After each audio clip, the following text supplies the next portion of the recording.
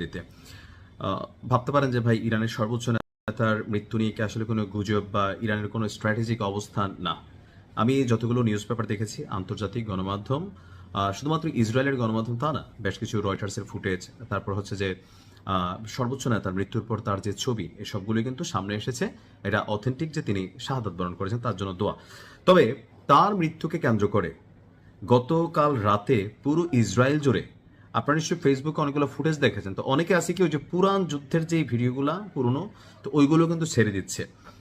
আমরা ভাবতেছি যে না, এটাই হয়তো সম্ভবত রানিং ঘটনা, কিন্তু কিছু আছে পুরনো আর কিছু আছে নতুন। নতুন যেটা, আমি যে জায়গা থেকে নিউজটা করছি, হাইপারসোনিক যে মিসাইল আছে, প্রথমবারের মতন ইরান ইসরায়েলে হাইপারসোনিক মিসাইল দিয়ে আপনার আক্রমণ চালিয়েছে। এমনকি অনেক জায়গায় পুরো ইসরায়েল জুড়ে দফায় দফায় এই হাইপারসোনিক ক্ষেপণাস্ত্রের হামলায় ইসরায়েলি সেনা, সাধারণ জনগণ, সামরিক বেসামরিক ভবন, অনেক কিছু কিন্তু ক্ষতিগ্রস্ত হয়েছে। এমনকি ইসরায়েলে অবস্থানরত যে মার্কিন যুক্তরাষ্ট্রের সেনাবাহিনীর একটা বহর আছে প্রোটেকশন দেওয়ার জন্য, তারাও কিন্তু অনেকে সেখানে নিহত হয়েছে। তো প্রকৃত সংখ্যা দুই দেশই পাল্টাপাল্টি বলছে, বাট ফুটেজ বলছে আন্তর্জাতিক গণমাধ্যম রয়টার্স। আমি বেশিরভাগ সময় পশ্চিমা গণমাধ্যমগুলোকে একটু কোড আনি, বিবিসিকেও কেন আনি, যে ধরেন তারা যা দেখায়, ঘটনা যদি 100 ঘটে 10 দেখায়, তার মানে ঘটনা ঘটছে।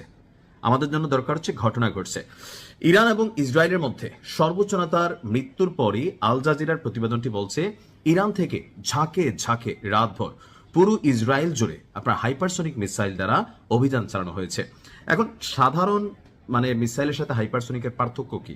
আমি যদি সহজ বাংলায় বুঝাই, উদাহরণটা আসলে কিভাবে দেই, যে ধরেন আগে যখন আমরা ধান খেতে ধান লাগাইতাম, তো কি করতাম, যে কৃষক প্রথমে মাটি কুপাইতো, তারপর হচ্ছে এটাকে হারভেস্টিং করতো, তারপর হালি চারা আলাদা নিত, তা আমরা অনেকগুলো কাজের লোক রাখতাম, এক গোছা করে লাগাইতো, তারপর এটারে বা সারি করা হইতো। তো এখনকার প্রযুক্তিতে এসে দেখেন চীন বা অন্যান্য দেশে, বাংলাদেশও আছে, যে মেশিনের মাধ্যমে চারা বপন হয়ে যাচ্ছে, যেখানে আপনার দৈনিক লেবার খরচ হতো 10টা বা 20টা, সেখানে একটা মেশিন একদিনে 100 জন লেবারের কাজ করতে পারে। অর্থাৎ প্রযুক্তির আপডেট ইস্যুগুলো সামনে চলে আসছে।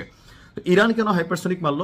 কারণ এই অভিযানের আগে মার্কিন যুক্তরাষ্ট্র ইসরায়েলের নিরাপত্তার জন্য তাদের সর্বোচ্চ প্রযুক্তির আয়রন ডোমটা অনেকেই বলছেন, ধরেন বৃষ্টি আসছে, আপনি একটা ছাতি ব্যবহার করতেছেন, চারদিকে বৃষ্টি হচ্ছে, আপনার গায়ে বৃষ্টির পানি পড়তেছে না, তো এইরকম একটা নিরাপত্তার চাদর আছে।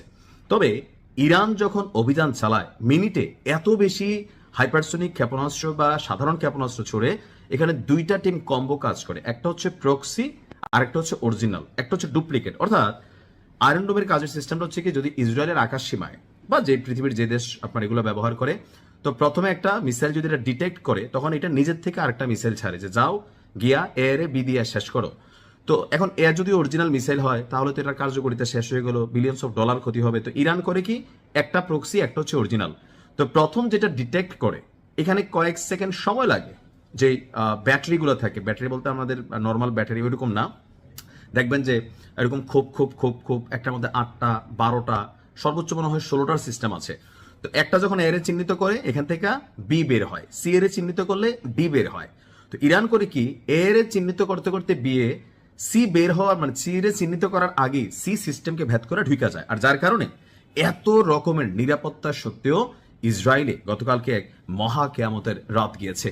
আমি যে দৃশ্যপট দেখছি, আমার কাছে মনে হচ্ছে গাজার দৃশ্যপট। যখন ইসরায়েল অভিযান চালাইতো বোমারু বিমান দিয়া, সেখানে তো আমরা দেখতাম যে মানুষ রাস্তার মধ্যে দিক বিদিক ছুটছে। আর গতকালকে রাতে বা আমি যখন নিউজটি করছি, কিছুক্ষণ আগ পর্যন্ত পুরো ইসরায়েল জুড়ে ভীতি আতঙ্ক ছড়িয়ে পড়েছে। ইসরায়েলের সেনাবাহিনী আইডিএফ তারা বলছে যে তাদের নির্দেশনা মেনে যেন জনগণ চলে। সহজ করে বোঝালে ধরেন ভূমিকম্প, এখন যখন বাংলাদেশে ভূমিকম্প হয়, বহুতল ভবনে আমরা যারা থাকি দৌড়ে বের হইতে চাই, কিন্তু আপনি বের হবেন কোন দিক দিয়া? ভাই সবার আগে তো ক্র্যাশ করবে সিঁড়ি, লিফট রুম। সো বিশেষজ্ঞদের পরামর্শ কি, যে ভূমিকম্পের জন্য আগে আপনি প্রস্তুতি রাখবেন, আর ভূমিকম্প হলে এই নিয়ম মানবেন। কিন্তু আমরা নিয়ম মানি না। তা আমরা যে মানি না তা না, ভয় পাইলে কেউ নিয়ম মানে না।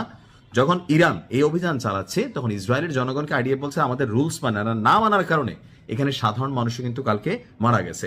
তো দেখেন, ইসরায়েলের জনগণের সাথে আমাদের কোনো শত্রুতা নেই, কোনো মানুষের মৃত্যুতে আমরা উল্লাস প্রকাশ করি না, কারণ আমরা মুসলিম জাতি, আমি মনে করি এটা মুসলিমের একটা চরিত্র। কিন্তু যখন শত্রুপক্ষ হয়, যখন আমার ভাইয়ের মৃত্যুতে তারা উল্লাস করে, তখন কিন্তু এই নীতি টিতি কাজ করে না। যার কারণে আমার কাছে খুব ভালো লাগছে যে না, খেলাটা সমান সমান খেলতে হবে।